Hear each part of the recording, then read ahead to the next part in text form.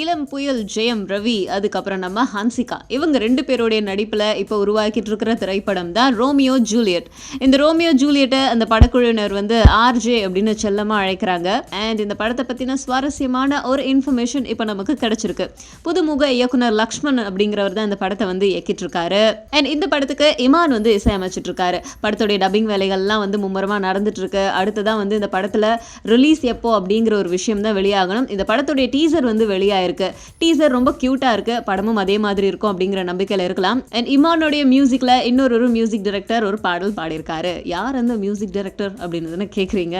நம்ம அனிருத் வந்து இந்த படத்துல ஒரு கானா பாடல் ஒன்று பாடியிருக்காரு. கானா பாடல்கள் அப்படின்னு சொன்னாலே பாலா தானே, இப்போ என்ன நம்ம அனிருத் பாடியிருக்காரு அப்படின்னு சொல்லிட்டு எல்லாருக்கும் யோசிக்க தோணும்.